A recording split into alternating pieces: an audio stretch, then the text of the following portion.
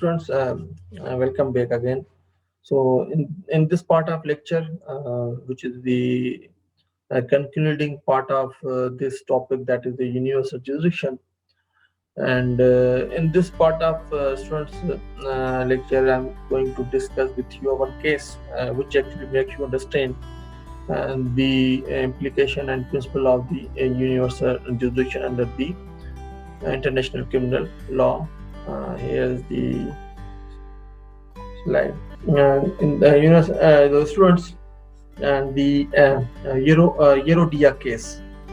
Yerodia, the name of the then foreign minister of the Democratic Republic of Congo, which was the subject of an international arrest warrant issued by the Dominion Vandermeer's Belgian investigating judge on I think April 2000, wherein 6 months later the Democratic Republic of Congo brought a suit against the Belgium in the International Court of Justice, and alleging in that case Belgium had acted unlawfully by asserting universal jurisdiction of the over the Yerodia and ignoring his immunity as a foreign minister.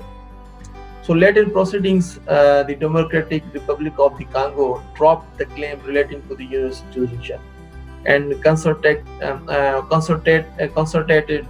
and focused his points towards the issue of the immunities.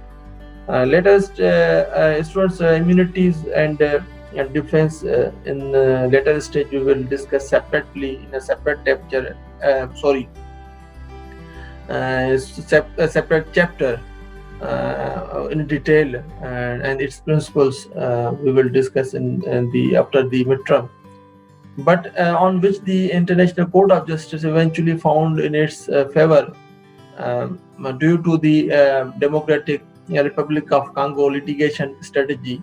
The majority decided that the International Court of Justice did not need to determine the lawfulness of the Belgium's assertion of the universal jurisdiction.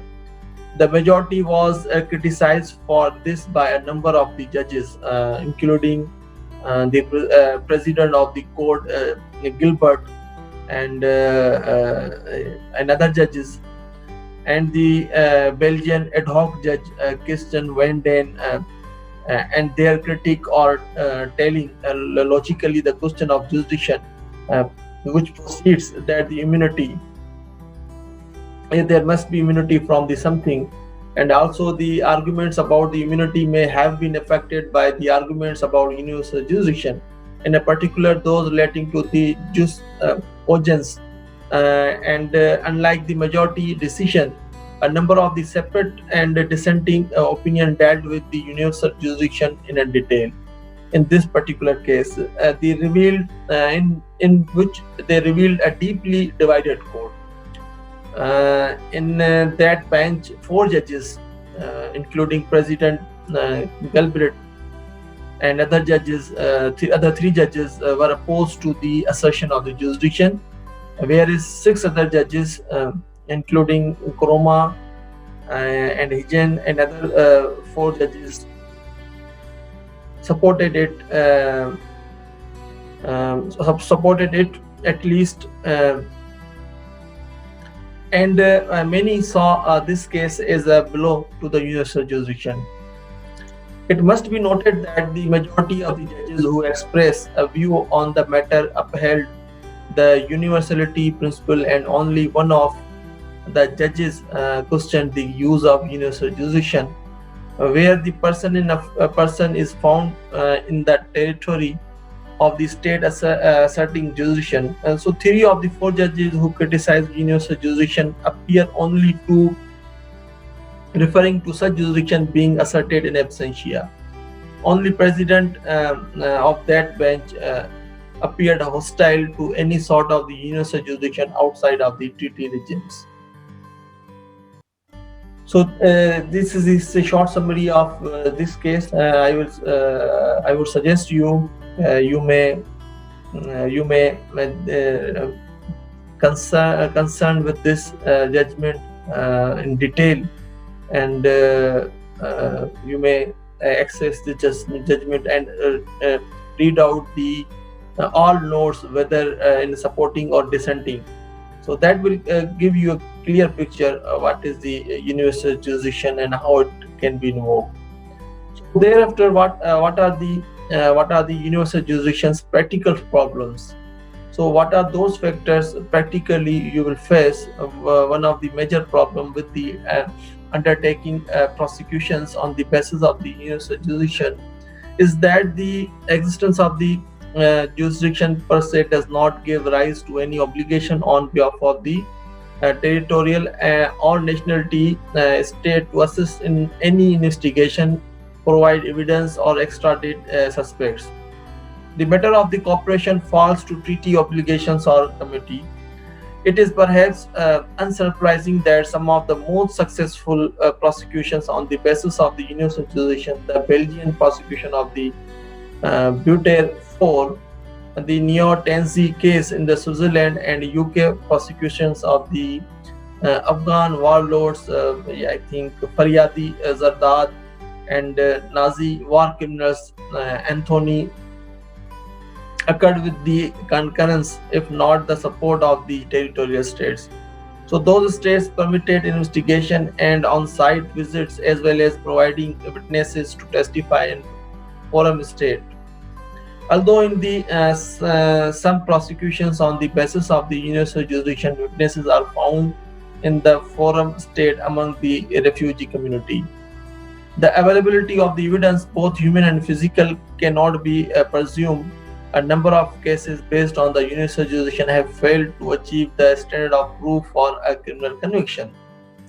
So, lack of availability of the evidences and lack of approach and access the those evidences and held them properly. So that is the one of the factor.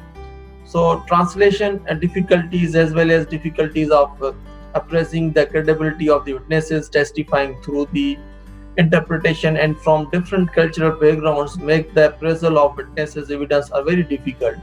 In some cases, like the Sevanyuk case being an example, this problem is mitigated by on-site visits by the fact finders, who can thereby achieve a better understanding of the witnesses' cultural and material context.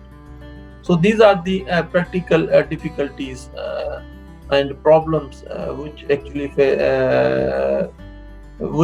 invoke the universal jurisdiction over the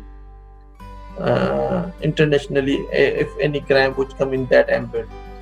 So what are the other criticism, like a policy-based political criticism of the universal jurisdiction?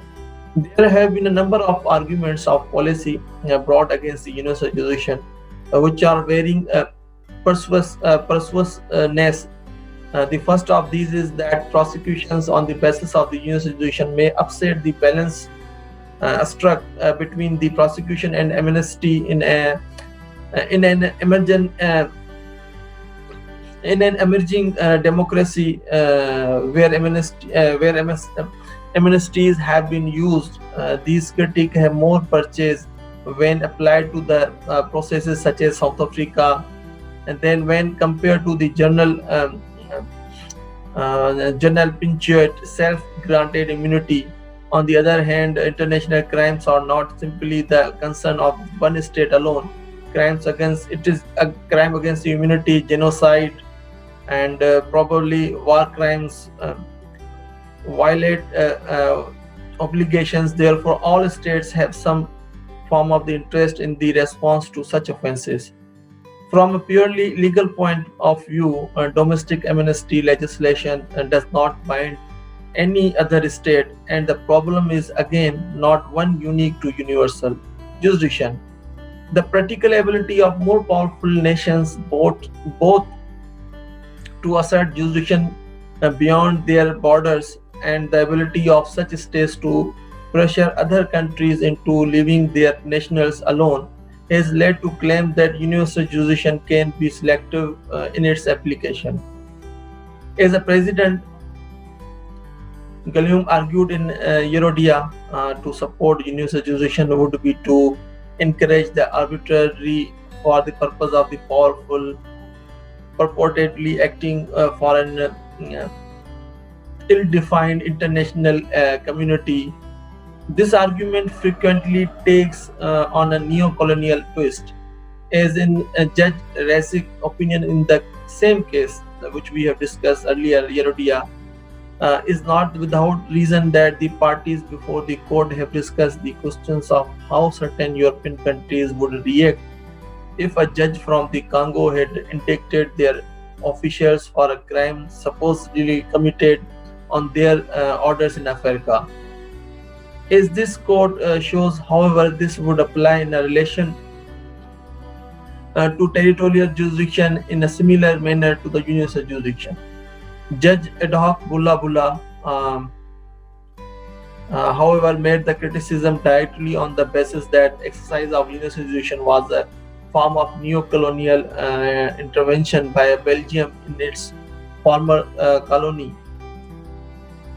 So, students, so in these are the criticism which actually discussed in the Yerodia case in a descending note. Okay, how universal jurisdiction can be determined, what are the effect, what are the practical problems which actually states are facing, and thereafter we have discussed the criticism from the point of view of the different scholars and also judges they put in the case of Yerodia case.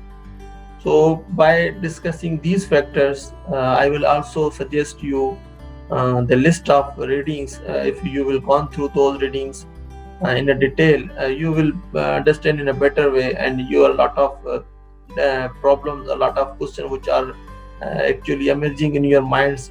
You will find those answer in those readings after a long reading. You will able to find out the what are the actual problems of the universal jurisdiction. So by this lecture, we have completed the topic universal jurisdiction. I hope, as usual, okay, this lecture uh, give you a new knowledge of the jurisdiction, and that is the and further we will discuss after a short break the ad hoc jurisdiction and ad hoc tribunals. Um, students, take a short break. Thank you.